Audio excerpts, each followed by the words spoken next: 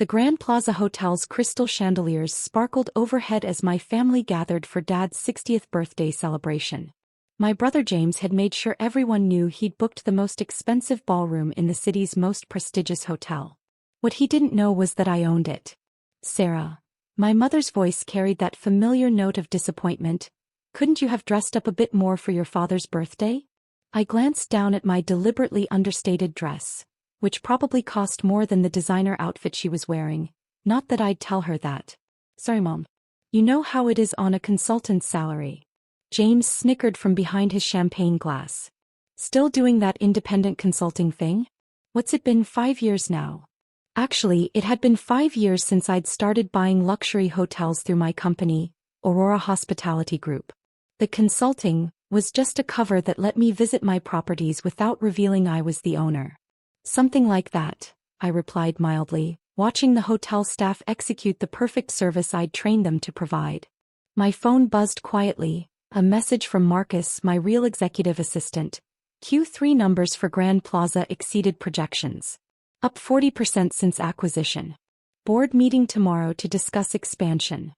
At least Rebecca has a real career, Mom sighed, nodding toward my sister who was showing off her law firm partnership ring to anyone who would look. When are you going to get a proper job?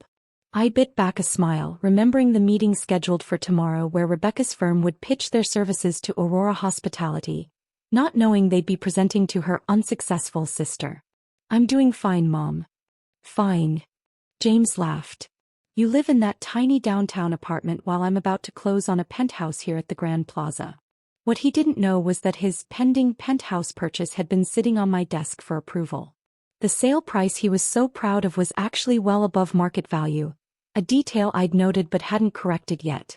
Speaking of which, he continued loudly, let me give you all a tour of my future home after dinner. The hotel manager promised me a private showing. Right on cue, Thomas Chin, the Grand Plaza's general manager, approached our table. I'd hired him personally 2 years ago. Mr. Thompson, Thomas began, then stopped as he noticed me.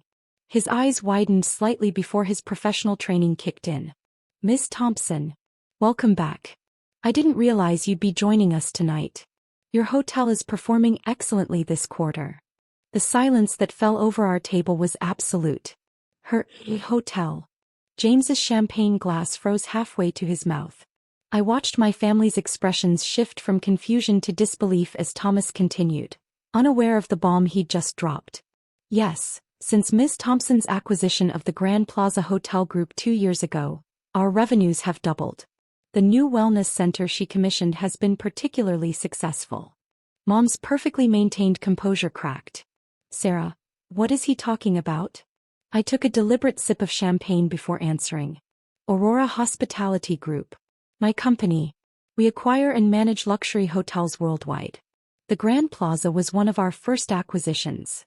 That's impossible, Rebecca interjected. Aurora Hospitality is a multi-billion-dollar corporation. They own half the luxury hotels in the country.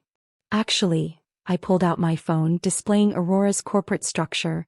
We own closer to 60% now. The Martinez Group acquisition closed last week. James had gone pale, probably realizing who really controlled his pending penthouse purchase. But you're just a consultant. That's my cover, I explained calmly. It lets me visit our properties without causing a stir. Much easier to evaluate service standards when staff aren't nervous about the owner being present. Thomas, sensing the tension, smoothly excused himself but not before adding, shall I have the penthouse contracts brought up, Miss Thompson? For your brother's purchase. Later, Thomas, I smiled. Let's focus on Dad's birthday for now. The manager nodded and retreated, leaving my family to process this revelation. Dad hadn't said a word yet, his usual confident demeanor completely shattered. The consulting work Mom started was how I monitored our properties, I finished. While you all thought I was struggling to make ends meet, I was building one of the largest hospitality companies in the world. My phone buzzed again. Marcus updating me on tomorrow's meetings. Law firm presentations scheduled. Your sister's firm is first at 9 a.m. Rebecca was frantically texting, probably trying to verify what she'd just learned. Our firm's pitch tomorrow. It's for Aurora Hospitality? Yes, I confirmed. Though you might want to revise your proposal. The numbers you're planning to present are outdated. How did you know what numbers we're presenting? She demanded. Because I've already reviewed your pitch deck. I review all major proposals personally. I pulled up the document on my phone. You might also want to reconsider your fee structure. It's about 20% above market rate. James had finally found his voice again. The penthouse is overpriced, I noted. Though I've been too busy acquiring the Singapore luxury hotel group to adjust the listing. Mom's hand trembled as she reached for her wine glass. All those family vacations we didn't invite you to because we thought you couldn't afford them. We're at hotels I owned, I finished.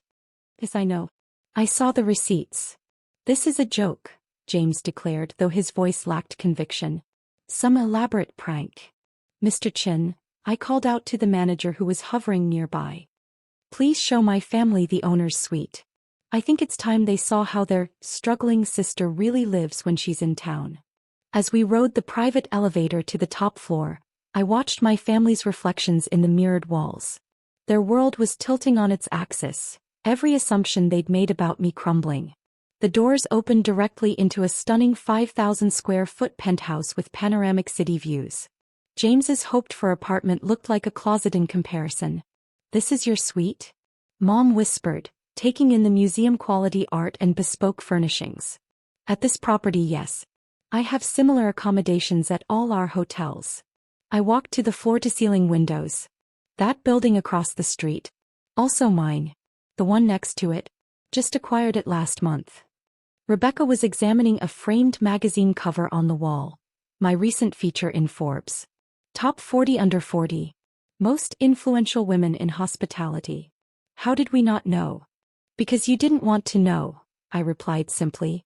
It was easier to dismiss me as unsuccessful than to question your assumptions. My phone buzzed with another message from Marcus. Singapore acquisition complete. Company value now exceeds $10 billion. Dad finally spoke, his voice uncharacteristically small. Why didn't you tell us? Would it have mattered? I asked, turning to face them. Every family gathering for the past 5 years has been an exercise in condescension. Get a real job, Sarah. Stop playing at business, Sarah. Be more like your siblings, Sarah.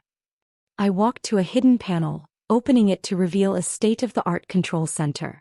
While you were mocking my career choices, I was building this. Aurora Hospitality now owns over 200 luxury properties across 5 continents. That consulting work you dismissed? It was me personally evaluating every property before acquisition.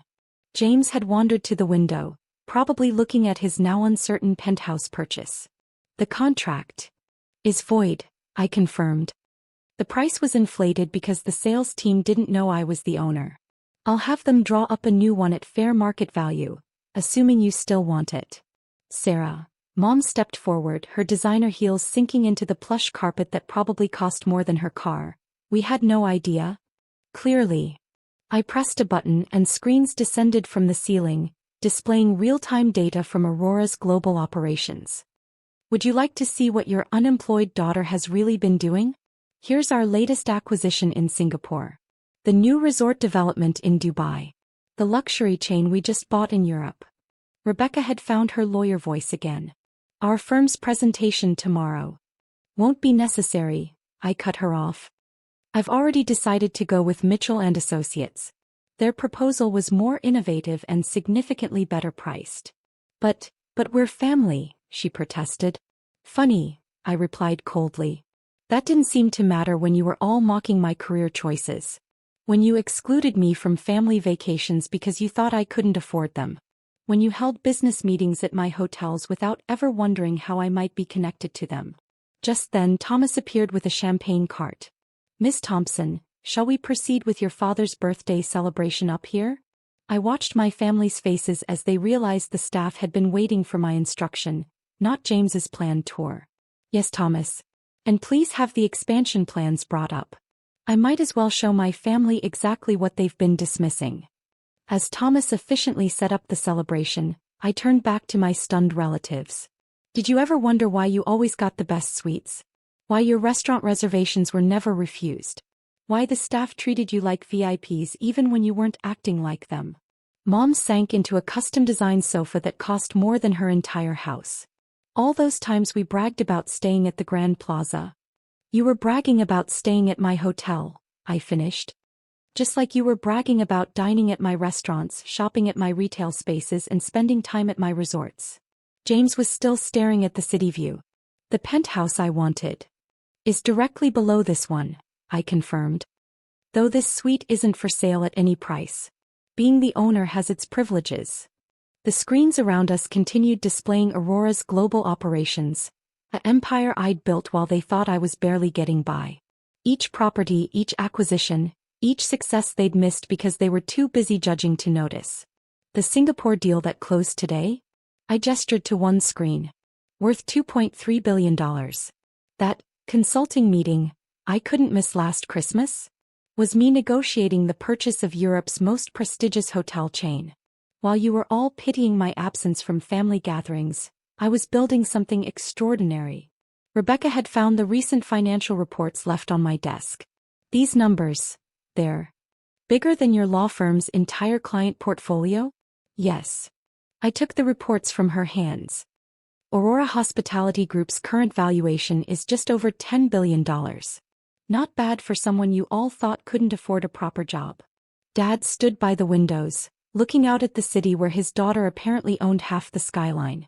I was wrong about you, Sarah. We all were. Yes, you were, I agreed. But now you have a choice. You can either be the family who mocked their billionaire daughter because they were too prejudiced to see her success, or you can be the family who finally learns to look past appearances. My phone buzzed again.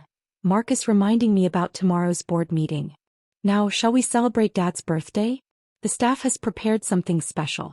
Though not quite as special as they would have if they'd known the owner was attending.